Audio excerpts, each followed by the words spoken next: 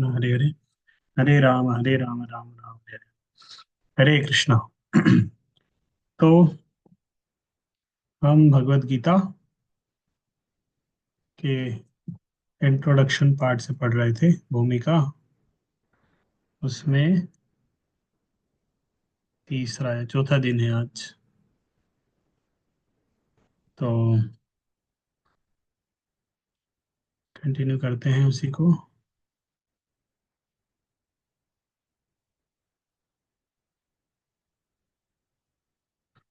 तो हम जो सेक्शन पढ़ रहे थे, हमने उसके अंदर तो उसका चल रहा था, भगवत गीता के 5 सब्जेक्ट मैटर, ईश्वर और जीव, इनके बारे में चर्चा हो गई थी। ये जो ऊपर के कुछ श्लोक है, ईश्वर और जीव के बारे में चर्चा हो गया था। अभी उसके आगे, हाँ, यहाँ से आगे बढ़ेंगे।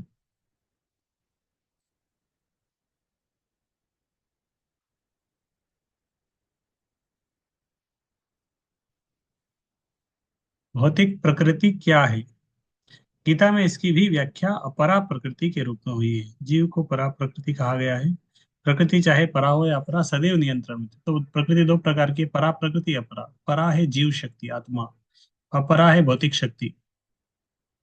प्रकृति स्थिर स्वरूपा है और वह भगवान द्वारा उसी प्रकार नियंत्रित, इस प्रकार पत्नी पत्नी के द्वारा। प्रकृति सदैव अधीन रहती है, उस पर भगवान का प्रभुत्व रहता है, क्योंकि भगवान ही नियंत्रक है। जीव तथा भौतिक प्रकृति दोनों ही परमेश्वर द्वारा अधिशासित एवं नियंत्रित है। गीता के अनुसार यद्यपि सारे जीव परमेश्वर के अंश है, लेकिन वे प्रकृति ही माने जाते हैं। इसका उल्लेख, स्पष्ट उल्लेख भगवत गीता के 7वें अध्याय में हुआ है। अपरिमितस्त्वन्याम प्रकृति वृद्धि में पराम जीव भूता महाभाव ये दम धारते जगत। भौतिक प्रकृति मेरी अपरा प्रकृति है, लेकिन इससे भी परे दूसरी प्रकृति है, जीव भूता।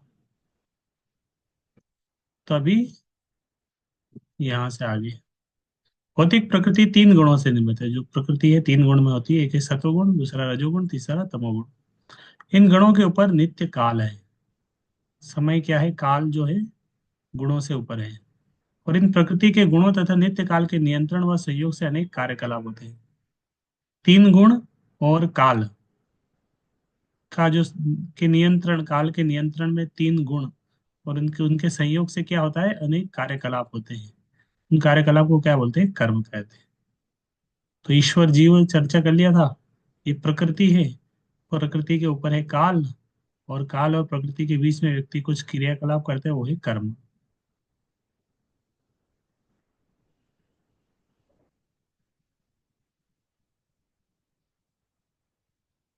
ये कार्यकलाप अनादि काल से चले आ रहे हैं, और हम सभी अपने कार्यकलाप के फलस्वरूप सुख या दुख भोग रहे हैं। हम सब कर्म करते हैं, कर्म के फलस्वरूप सुख या दुख मिलता है। उदाहरणार्थ, मान ले कि मैं व्यापारी हूँ और मैंने बुद्धि से कठोर श्रम किया है और बहुत संपत्ति संचित कर ली है, तब मैं संपत्ति के सुख का भोगता हूँ। किंतु यदि मान ले कि व्यापार में हानि से मेरा सब धन जाता रहा, तो मैं दुख का भोगता हूँ। इसी प्रकार जीवन के प्रत्येक क्षेत्र में हम अपने कर्म के फल का सुख भोगते हैं या उसका कष्ट उठाते हैं। यह कर्म कहलाता है। कर्म करेंगे से सुख मिलेगा या दुख मिलेगा। तो ईश्वर, जीव, प्रकृति, काल तथा कर्म, इन सब की व्याख्या भगवत गीता में हुई है कि ईश्वर, जीव, प्रकृति, काल, कर्म। या पलट लो इनको। ये 5 क्या है? ये भगवत गीता के 5 विषय, विषय वस्तु। इन पांचों में से ईश्वर, जीव, प्रकृति तथा काल शाश्वत है। वो प्रकृति की अभिव्यक्ति अस्थायी हो सकती है, परंतु यह मिथ्या नहीं है। तो इनमें से 4 चीज शाश्वत है, मतलब हमेशा रहती है। ईश्वर हमेशा रहते हैं, जीव भी हमेशा रहता है, प्रकृति भी हमेशा रहती है, और समय भी, काल भी हमेशा रहता है। तो अस्थायी क्या है? कर्म एक अस्थायी है जो शाश्वत नहीं है। प्रकृति की अभिव्यक्ति अस्थायी हो सकती है। इन पांचों में से ईश्वर, जीव, प्रकृति तथा काल शाश्वत है।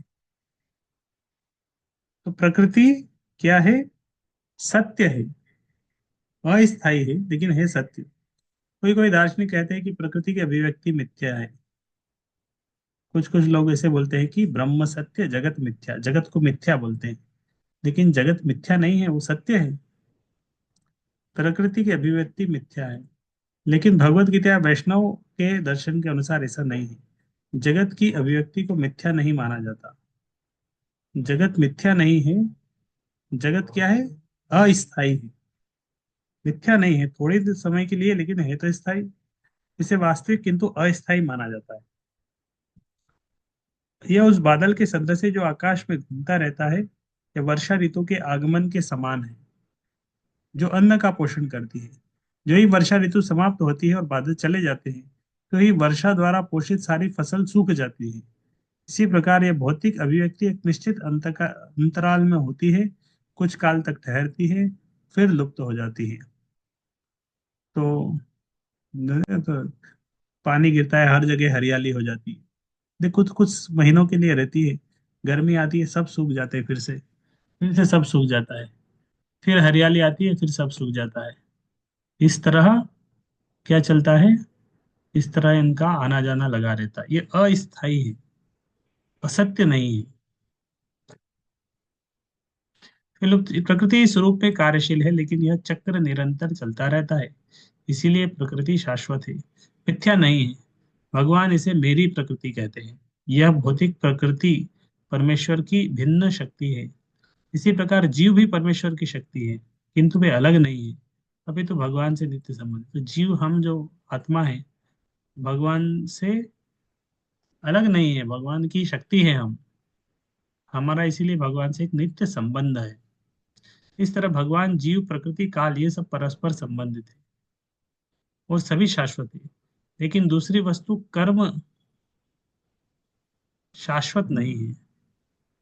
जो कर्म है वो शाश्वत नहीं है। कर्म के प्रभाव अत्यंत पुरातन हो सकते हैं। हम अनादि काल से अपने शुभ अशुभ कर्मों को भोग रहे हैं, किंतु साथ ही हम अपने कर्मों के फल को बदल भी सकते हैं।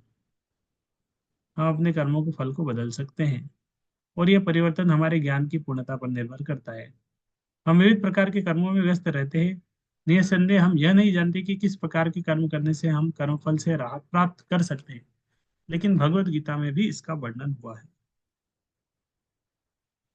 कर्मों के फल बदल जाते हैं। गीता में बहुत सारे श्लोक है। भगवान ने बोला, हम सर्व पापेभ्यो, भगवान माफ कर देंगे, कर्म फल से मुक्त कर देंगे। मतलब कर्म फल बदल गया।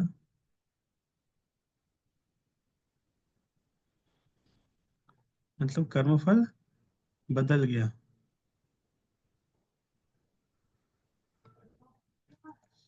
कहाँ था?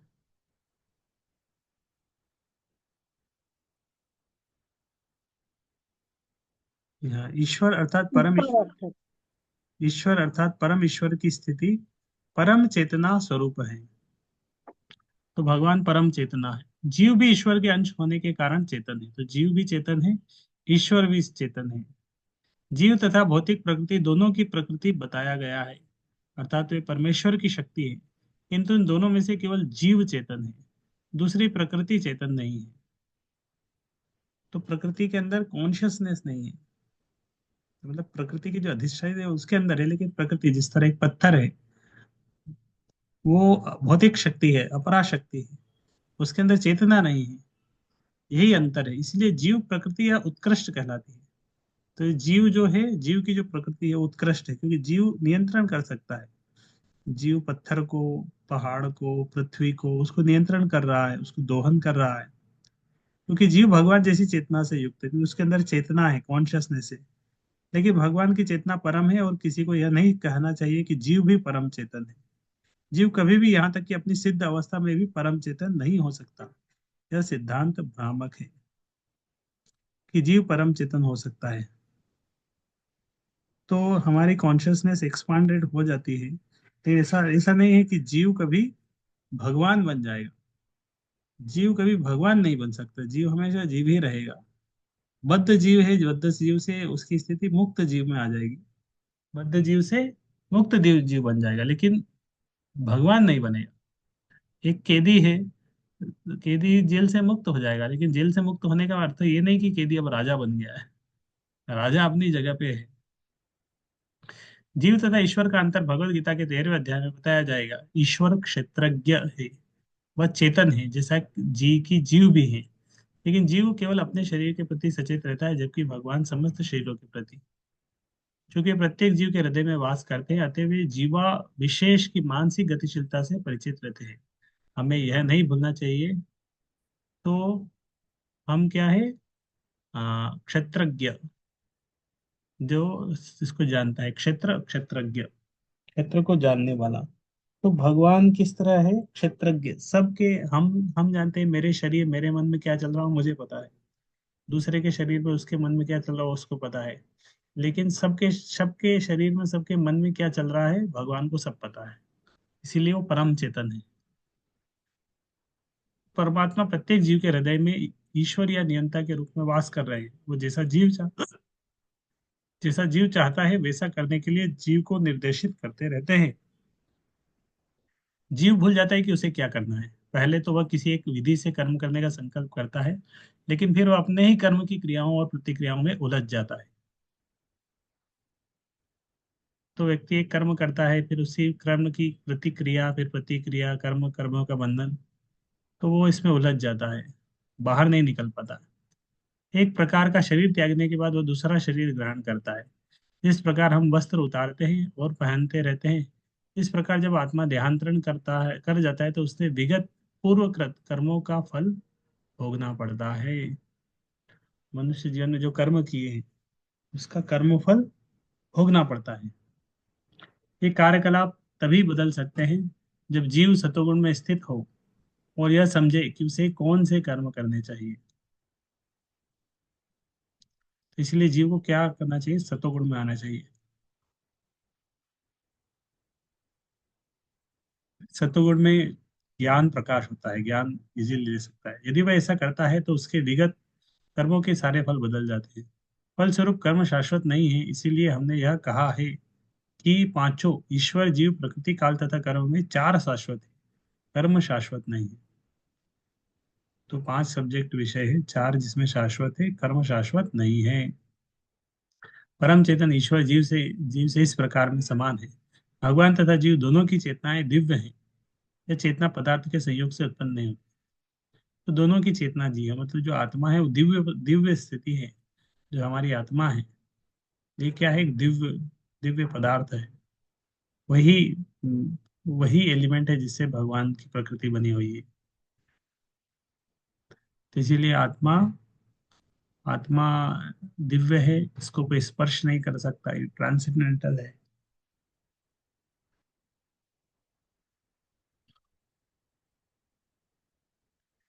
भगवत गीता इस सिद्धांत को स्वीकार नहीं करती कि चेतना विशेष परिस्थितियों में पदार्थ के संयोग से उत्पन्न होती है।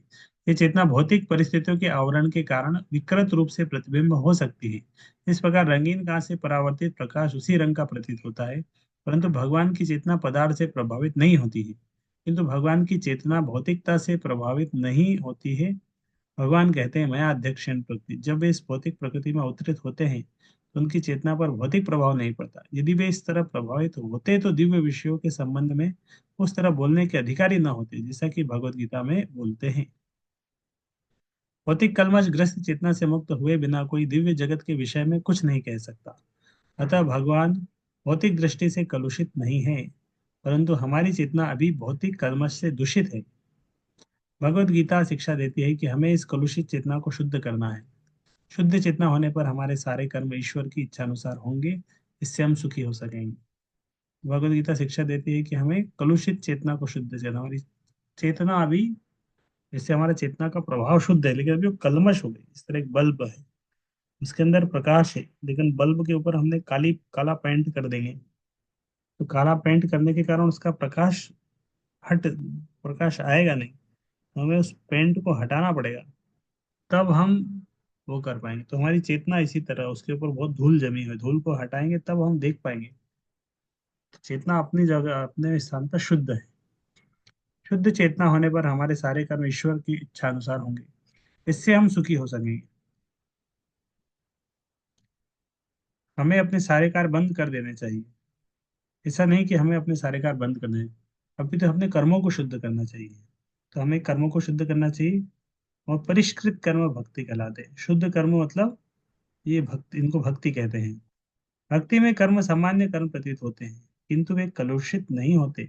एक अज्ञानी व्यक्ति भक्त को सामान्य व्यक्ति की भांति कर्म करते देख सकता है, किंतु ऐसा मूर्ख यह नहीं समझता कि भक्त या भगवान के कर्म अशुद्ध चेतना या पदार्थ से कलुषित नहीं होते, वे त्रिगुणातीत होते हैं। जो भी हो, हमें यह जान लेना चाहिए कि अभी हमारी चेतना कलुषित है। तभी हमारी चेतना कलुषित है। भगवत गीता पढ़ेंगे, भगवान का नाम जप करेंगे, तो इसको बोलते हैं चेतो दर्पण मार्जनम। चेतो दर्पण मार्जनम, चेतना रूपी दर्पण का मार्जन करना। तो ये चेतना के ऊपर पोछा लगाने के समान है। हमारी चेतना धीरे धीरे धीरे धीरे धीरे धीरे करके शुद्ध हो जाएगी। जब हम भौतिक दृष्टि से कलुषित होते हैं तो हम बद्ध कहलाते हैं। तभी हमारी स्थिति क्या है? बद्ध है, कंडीशन सोल है। मिथ्या चेतना का प्राकट्य इसलिए होता है कि हम अपने आप को प्रकृति का प्रतिफल मान बैठते हैं। यह मिथ्या अहंकार कहलाता है। जो व्यक्ति देहात्म बुद्धि में लीन रहता है वह अपनी स्थिति को नहीं समझ पाता। भगवत गीता का प्रवचन देहात्म बुद्धि से मनुष्य को मुक्त करने के लिए ही हुआ था, और भगवान से यह सूचना प्राप्त करने के लिए ही अर्जुन ने अपने आप को इस अवस्था में उपस्थित किया था। व्यक्ति को देहात्म बुद्धि से मुक्त होना चाहिए। अध्यात्मवादी के लिए प्रारंभिक कर्म यही है। जो मुक्त होना चाहता है, जो बंधनों से छूटना चाहता है, उसे सर्वप्रथम यह जान देगा कि वह शरीर नहीं है। तो ज्ञान की शुरुआत क्या जानने कैसे शुरुआत होती है? कि सबसे पहले हमें समझना पड़ेगा कि हम शरीर नहीं है। मुक्ति का अर्थ है भौतिक चेतना से स्वतंत्रता। श्रीमद् भागवत में भी मुक्ति की परिभाषा दी गई है। मुक्ति तत्व अन्यथा रूपम स्वरूपेण व्यवस्थित। मुक्ति का अर्थ है इस भौतिक जगत की कलुषित चेतना से छूटना और शुद्ध चेतना में स्थित होना। यहाँ पे एक शब्द है ना, स्वरूपेण व्यवस्थित। तो हम कुछ एक या दो क्लास पहले चर्चा की थे। स्वरूप मतलब स्वरूप सिद्धि एक शब्द है, चर्चा किए थे। और स्वरूप क्या है वो भी चर्चा किए थे। स्वरूप होता है भगवान के साथ हमारा एक संबंध है, किसी का। अलग अलग रस में जितने भी जीव है सबका भगवान के साथ संबंध है। तो उस संबंध में भगवान के साथ उनका एक स्वरूप है, अलग अलग रस में। उसको जानना समझना है स्वरूप सिद्धि।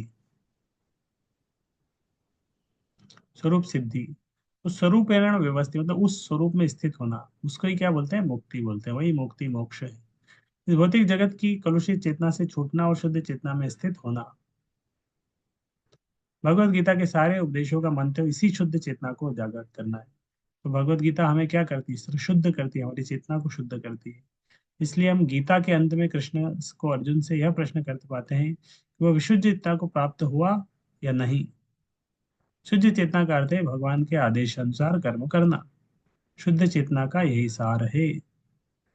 भगवान के अनुकूल शरणागत होना, उनके अनुसार कार्य करना, मतलब चेतना शुद्ध है।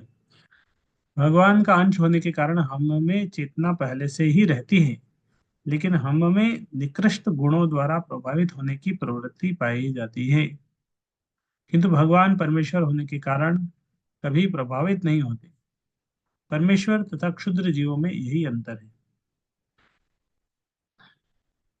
तो हमारे हमारे अंदर हमेशा चेतना है, क्योंकि हम भगवान के अंश हैं। लेकिन हमें क्या करना है? अभी वो चेतना को दूषित हो गई, उसको शुद्ध करना।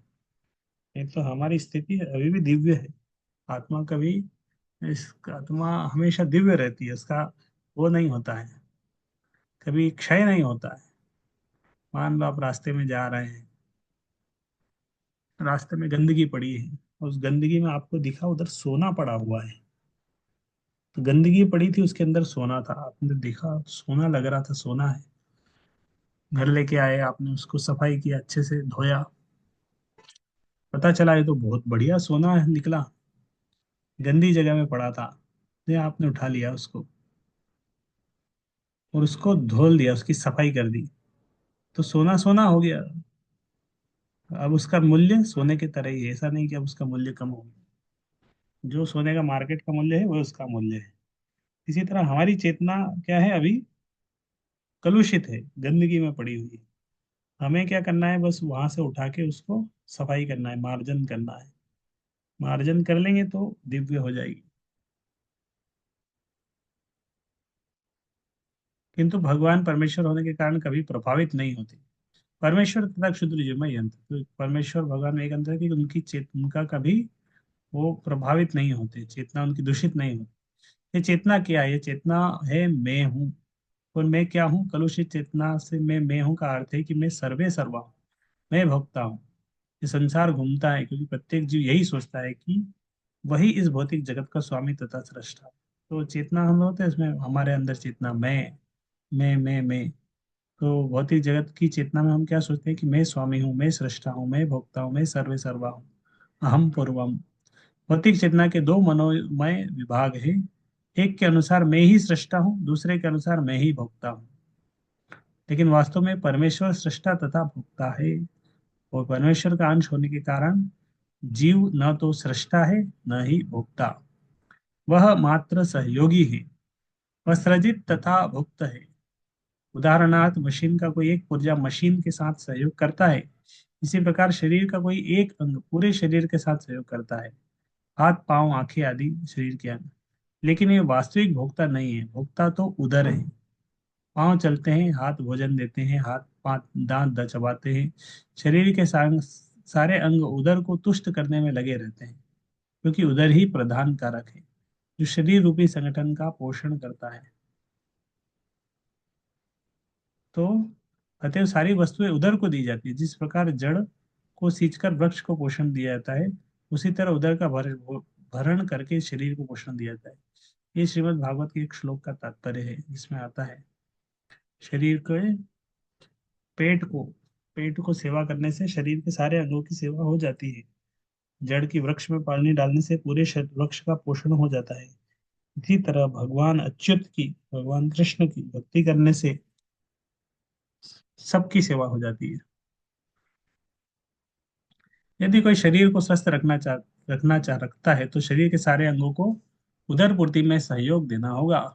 इसी प्रकार परमेश्वर ही भोक्ता तथा सृष्टा है, और हम उनके अधीनस्थ जीवात्माएं उन्हें प्रसन्न रखने के निमित्त सहयोग करने के लिए हैं।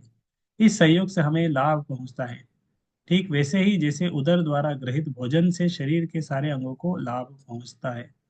यदि हाथ की उंगलियां यह सोचे कि वे उदर को भोजन न देकर स्वयं ग्रहण कर ले, तो उन्हें निराश होना पड़ेगा। सृजन तथा भोग के केंद्र बिंदु परमेश्वर हैं, सारे जीव उनके सहयोगी हैं। सहयोग के द्वारा वे भोग करते हैं। यह संबंध स्वामी तथा दास जैसा है। यदि स्वामी पूर्णतया तुष्ट रहता है तो दास भी तुष्ट रहता है। इस प्रकार परमेश्वर को तुष्ट रखना चाहिए। यद्यपि जीवों में भी सृष्टा बनने और भौतिक जगत का भोग करने की प्रवृत्ति होती है, क्योंकि इस उद्देश्य जगत के सृष्टा परमेश्वर में प्रवृत्तियां है। अतः भगवत गीता में हम पाएंगे कि परम पूर्ण में परम नियंता नियंत्रित जीव दृश्य जगत शाश्वत काल कर्म सन्निहित है, और इन सब की व्याख्या इस पाठ में की गई है। ये सब मिलकर परम पूर्ण को निर्माण करते हैं। यही परम पूर्ण परम सत्य कहलाता है। यही परम पूर्ण तथा परम सत्य पूर्ण पुरुषोत्तम भगवान श्री कृष्ण है। सारी अभिव्यक्तियां उनकी विभिन्न शक्तियों के फलस्वरूप है, वे ही परम पूर्ण हैं। तो आज के इस रीडिंग को यहीं तक रखते हैं। कल हम यहाँ से पढ़ेंगे भगवत गीता में, अभी बताया गया बहुत बड़ा है इंट्रोडक्शन। अभी इंट्रोडक्शन पढ़ने में भी हमें 3 दिन और लगेंगे, लग रहा है 3-4 दिन। ठीक है, हम धीरे धीरे पढ़ेंगे। यहाँ से हम आगे पढ़ेंगे। तो आज हमने पढ़ा ये प्रकृति, भगवत गीता के 5 विषय। प्रकृति, भौतिक नेचर जो इंफीरियर रहती है, कृष्ण उसके भी नियंत्रण करता है।